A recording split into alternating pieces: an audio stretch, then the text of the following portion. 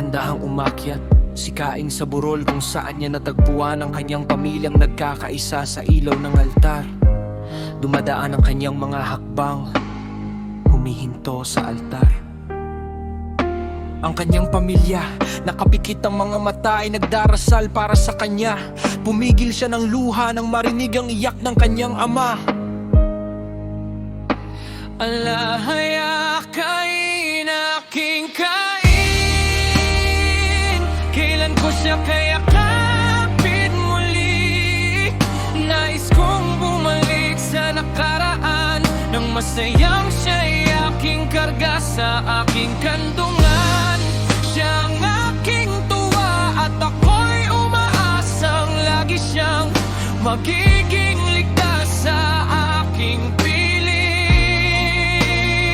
Ngunit to'y ahawawa, siya lumaki at lumayo.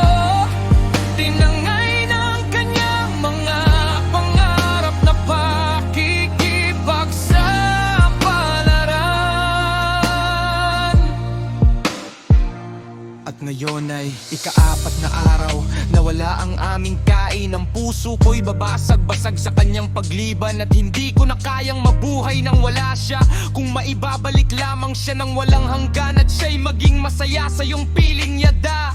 Pagkatapos ng dasal, iminulat ni Adan ang kanyang mga mata upang masdan ang ningas ng kapatawarang marahil ay makaakit sa kanyang anak. Mula sa madilim na libis, ang kanyang tingin ay napako kay Cain na nakadapa sa altar. Hindi napigilan ni Adan ang kagalakan, at may malakas na sigaw ng tagumpay ay nilundag niya ang kanyang anak. Niyakap ito ng mahigpit, sinamahan ng buong pamilya ang maalamat na pagkilos na ito. Nagdiwang ng may halakhak at luha ng emosyon sa pagbabalik ng minamahal na anak at kapatid. Sa ilalim ng ilaw ng altar, lahat ay naupo upang makinig ng mabuti sa karanasan ni Cain sa nakalipas. Sa loob ng nakakapasong gubat, isinalaysay niya ang takot na kaniyang naramdaman.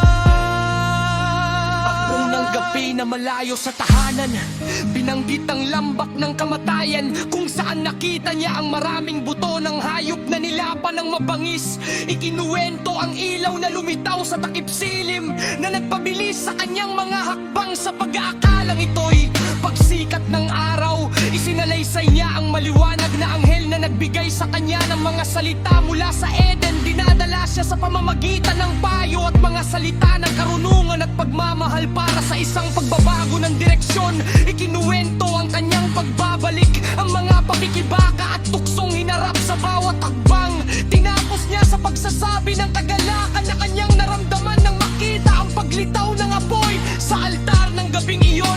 Nakahawig ng isang bituin na nagabay sa kanyang mga hakbang sa libis na sakop ng kadiliman. Para sa pamilya, nanaliw sa pagbabalik ni Cain, sa wakas ay dumating ang bukang liwayway ng masayang tagumpay. Nadala-dala sa kanyang simoy ang halimuyak ng mga lunti, ang parang ng Eden na tinakpan ng walang hanggang mga bulaklak. Sa umagang iyon ng sabak, sila'y nagkaisa sa mga awit ng pasasalamat sa lumikha para sa buhay, kapatawaran at ang katiyakan na ang kanilang mapalad na pagkakaisa ay hindi kailanman mawawalan ng kasalanan.